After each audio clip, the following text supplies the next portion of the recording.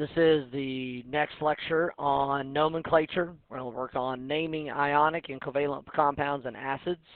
Hopefully by the time we're finished, you'll be able to name ionics, covalents, acids, and write their formulas. First of all, when we say the word binary, binary means two. So when we're talking about two ionic, when we say binary ionic, we got a metal and a nonmetal. The positive ion is the cation. It has a T in it. That's why you can help remember that it's positive. It's always written first and takes the name of the element. These are typically metals on the middle and left side of the periodic table. The negative ion is the anion. You can remember that because it has two N's for negative. It takes the first part of its name and then IDE is added to the end of it. So we would say bromine would become bromide in an ionic compound. You need to know if an element forms cations with different charges, when to use Roman numerals. Typically, it's the transition metals and metals that are in the P block that typically form with Roman numerals. For example, CuS has to be copper 2 because copper is in the D block. It's element 29. So when you think about copper 2, it has a 2+ charge. The charges have to balance. The metals give up electrons. The nonmetals take electrons. So here we have CuBr is copper 1. Bromine's a -1 because it's a halogen. So to balance out that 1, there has to be a +1 charge on copper. Fe2O3, iron is in the D block. Makes more than one type of positive charge. So this has to have a +3 charge to get it to balance out the -2 because oxygen always is a -2. This is true of all transition metals except for two key exceptions. Silver is always a +1, and zinc is always a +2. Some examples: LiF, lithium fluoride. Lithium is in the S block, no need for Roman numerals. Calcium bromide, no need for Roman numerals, group 2A metal. K2S, potassium sulfide. Again, no need for Roman numerals, group 1 metal.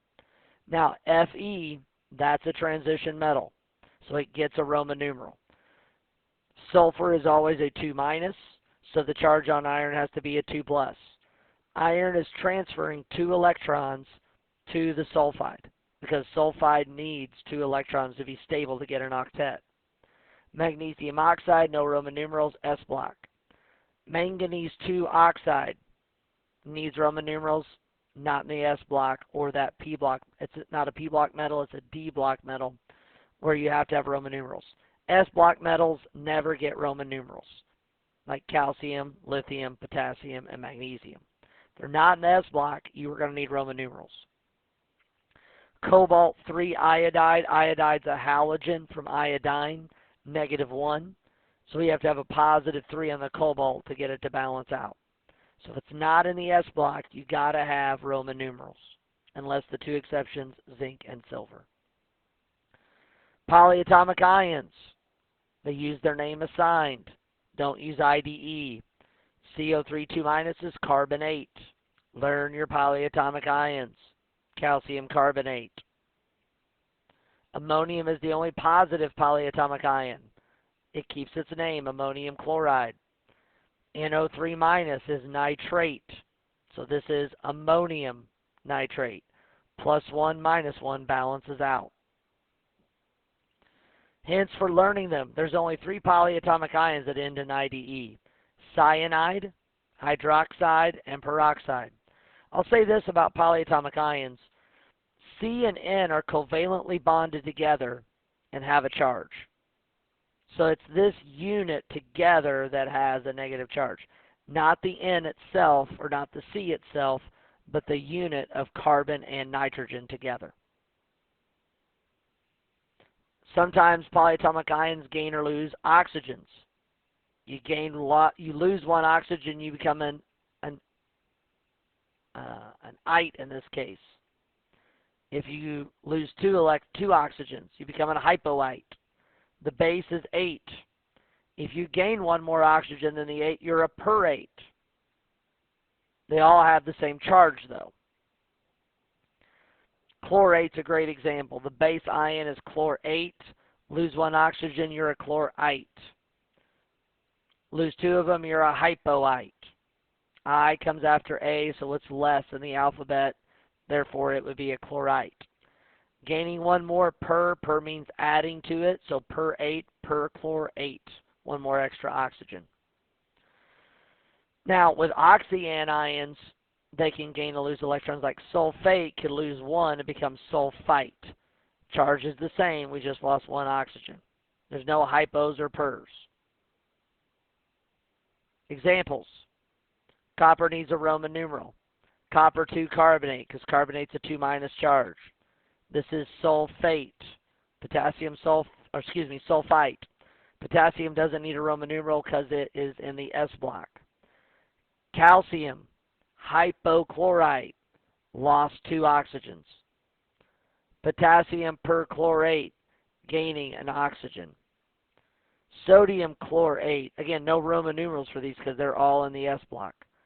Lithium nitrite. Lithium nitrate, lost 1 oxygen. Sodium acetate, this is the polyatomic ion acetate. Recognizing if it's ionic or not. If it's got a metal and non-metal, ionic, transfer electrons. The first word of the compound is the metal or ammonium. That means it's ionic, don't you think? How do you write the formulas?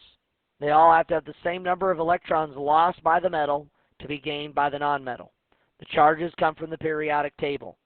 If you need more than one polyatomic ion, use parentheses.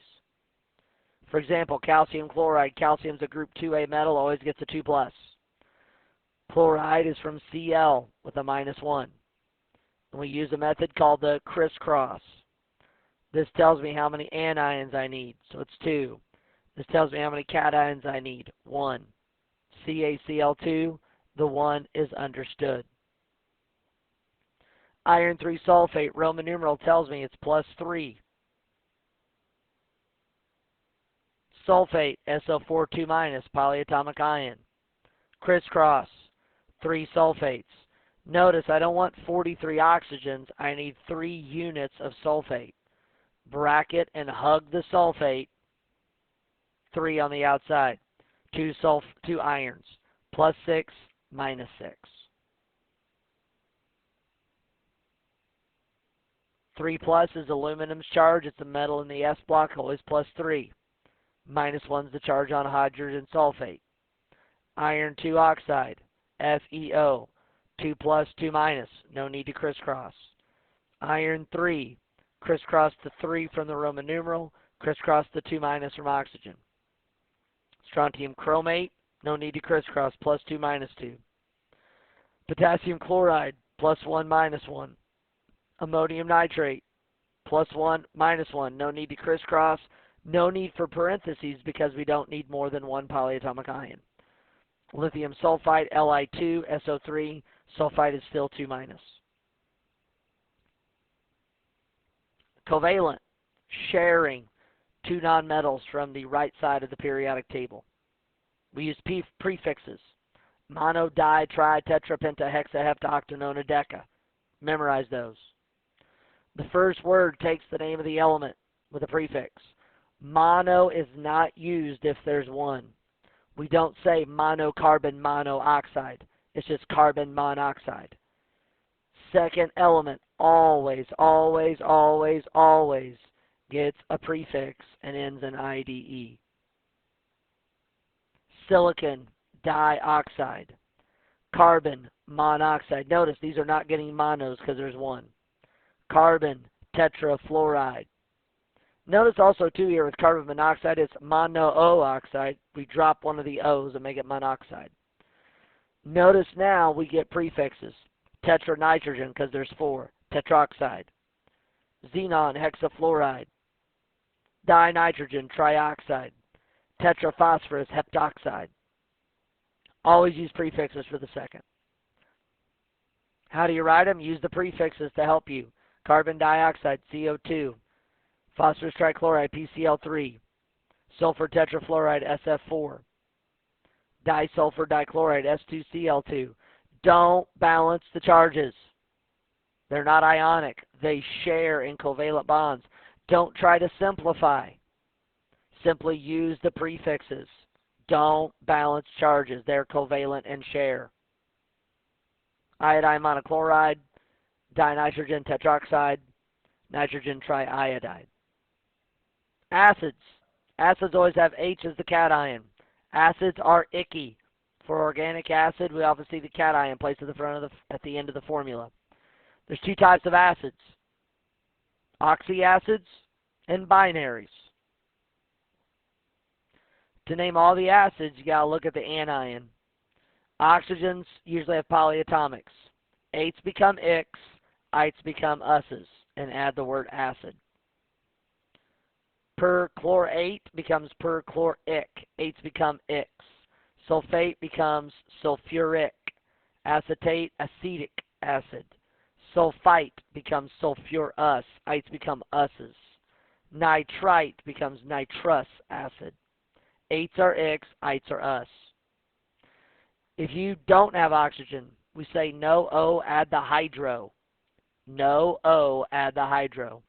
Change the IDE to IC. Acids are icky. No O, add the hydro. Hydrocyanic, hydrochloric, hydrobromic. How do you name the acids? Use hydrogen as the cation, +1, -1.